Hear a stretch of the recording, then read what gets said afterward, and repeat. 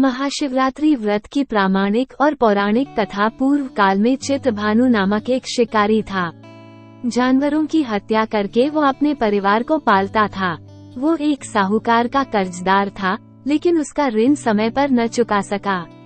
क्रोधित साहूकार ने शिकारी को शिवमठ में बंदी बना लिया। संयोग से उस दिन शिवरात्रि थी। शिकारी ध्यानमग्न होकर शिव संबंधी धार्मिक बातें सुनता रहा। चतुर्दशी को उसने शिवरात्रि व्रत की कथा भी सुनी। शाम होते ही साहूकार ने उसे अपने पास बुलाया और ऋण चुकाने के विषय में बात की। शिकारी अगले दिन सारा ऋण लौटा देने का वचन देकर बंधन से छूट गया। अपनी दिनचर्या की भांति वो जंगल में शिकार के लिए निकला, लेकिन दिन भर बंदी गृह में रहने के कारण भूख प्यास से व्याकुल था। शिकार खोजता हुआ वो बहुत दूर निकल गया। जब अंधकार हो गया तो उसने विचार किया कि रात जंगल में ही बितानी पड़ेगी।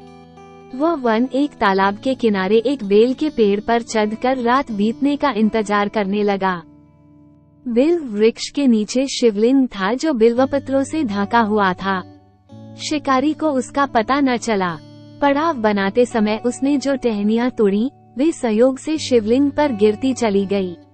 इस प्रकार दिन भर भूखे प्यासे शिकारी का व्रत भी हो गया और शिवलिंग पर बिल्वपत्र भी चढ़ गए। एक पहर रात्रि बीत जाने पर एक गर्भिणी हिरनी तालाब पर पानी पीने पहुंची। शिकारी ने धनुष पर तीर चढ़ाकर ज्यों ही प्रत्यंचा खींची, हिरनी बोली, मैं गर्भिणी हूँ, शीघ्र ही प्रसव करूंगी। तुम एक साथ दो जीवों की हत्या करोगे, जो ठीक नहीं है। मैं बच्चे को जन्म देकर शीघ्र ही तुम्हारे समक्ष प्रस्तुत हो जाऊंगी, तब मार लेना। शिकारी ने प्रत्यंचा ढीली कर दी और हिरनी जंगली झाड़ियों में लुप्त हो गई। प्रत्यंचा चढ़ाने तथा ढीली करने के वक्त कुछ बिल्वपत्र अनायास ही टूटकर शिवलिंग पर गिर गए। इस प्रकार उससे अनजाने में ही प्रथम प्रहर का पूजन भी संपन्न हो गया। कुछ ही देर बाद एक और हिरनी उधर से निकली। शिकारी की प्रसन्नता का ठिकाना न रहा। समीप आने पर उसने धनुष पर बाण चढ़ाया। तब उसे देख हिरनी ने विनम्रतापूर्वक निवेदन किया, हे शिकारी, मैं थोड़ी देर पहले ऋतु से निवृत्त हुई हूँ। कामातुर विरहिणी हूँ। अपने प्रिय की खोज में भटक रही हूँ। मैं अपने पति से मिलकर शीघ्र ही तुम्हारे पास आ जाऊंगी। शिकारी ने उसे भी जाने दिया। 2 बार शिकार को खोकर उसका माथा ठनका। वो चिंता में पड़ गया। रात्रि का आखिरी पहर बीत रहा था। इस बार भी धनुष से लगकर कुछ बेलपत्र शिवलिंग पर जा गिरे तथा दूसरे प्रहर की पूजन भी संपन्न हो गई। तभी एक अन्य हिरनी अपने बच्चों के साथ उधर से निकली। शिकारी के लिए ये स्वर्णिम अवसर था। उसने धनुष पर तीर चढ़ाने में देर नहीं लगाई। वो तीर छोड़ने ही वाला था कि हिरनी बोली, हे शिकारी, मैं इन बच्चों को इनके पिता के हवाले करके लौट आऊंगी। इस समय मुझे मत मारो। शिकारी हंसा और बोला, सामने आए शिकार को छोड़ दूं, मैं ऐसा मूर्ख नहीं। इससे पहले मैं 2 बार अपना शिकार खो चुका हूँ। मेरे बच्चे भूख प्यास से व्यग्र हो रहे होंगे। उत्तर में हिरनी ने फिर कहा, जैसे तुम्हें अपने बच्चों की ममता सता रही है, ठीक वैसे ही मुझे भी। हे शिकारी, मेरा विश्वास करो, मैं इन्हें इनके पिता के पास छोड़कर तुरंत लौटने की प्रतिज्ञा करती हूँ। हिरनी का दुख भरा स्वर सुनकर शिकारी को उस पर दया आ गई। उसने उस मृगी को भी जाने दिया। शिकार के अभाव में तथा भूख प्यास से व्याकुल शिकारी अनजाने में ही बेल वृक्ष पर बैठा बेलपत्र तोड़ तोड़कर नीचे फेंकता जा रहा था। पौ फटने को हुई तो एक हष्ट पुष्ट मृग उसी रास्ते पर आया। शिकारी ने सोच लिया कि इसका शिकार वह अवश्य करेगा। शिकारी की तनी प्रत्यंचा देखकर मृग विनीत स्वर में बोला, हे शिकारी, यदि तुमने मुझसे पूर्व आने वाली 3 मृगियों तथा छोटे छोटे बच्चों को मार डाला है, तो मुझे भी मारने में विलंब न करो, ताकि मुझे उनके वियोग में एक क्षण भी दुहक न सहना पड़े। मैं उन हिरनियों का पति हूँ। यदि तुमने उन्हें जीवनदान दिया है तो मुझे भी कुछ क्षण का जीवन देने की कृपा करो। मैं उनसे मिलकर तुम्हारे समक्ष उपस्थित हो जाऊंगा। मृग की बात सुनते ही शिकारी के सामने पूरी रात का घटनाचक्र घूम गया। उसने सारी कथा मृग को सुना दी। तब मृग ने कहा, मेरी तीनों पत्नियां जिस प्रकार प्रतिज्ञाबद्ध होकर गई हैं, मेरी मृत्यु से अपने धर्म का पालन नहीं कर पाएंगी।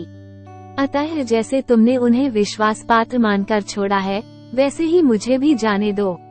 मैं उन सबके साथ तुम्हारे सामने शीघ्र ही उपस्थित होता हूँ। शिकारी ने उसे भी जाने दिया। इस प्रकार प्रातः हो आई। उपवास, रात्रि जागरण तथा शिवलिंग पर बेलपत्र चढ़ने से अनजाने में ही पर शिवरात्रि की पूजा पूर्ण हो गई। पर अनजाने में ही की हुई पूजन का परिणाम उसे तत्काल मिला। शिकारी का हिंसक हृदय निर्मल हो गया, उसमें भगवत शक्ति का वास हो गया। थोड़ी ही देर बाद वो मृग सपरिवार शिकारी के समक्ष उपस्थित हो गया ताकि वो उनका शिकार कर सके, किंतु जंगली पशुओं की ऐसी सत्यता, सात्विकता एवं सामूहिक प्रेम भावना देखकर शिकारी को बड़ी ग्लानि हुई।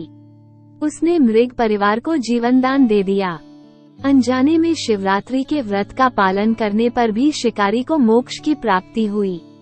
जब मृत्यु काल में यमदूत उसके जीव को ले जाने आए तो शिवगणों ने उन्हें वापस भेज दिया तथा शिकारी को शिवलोक ले गए।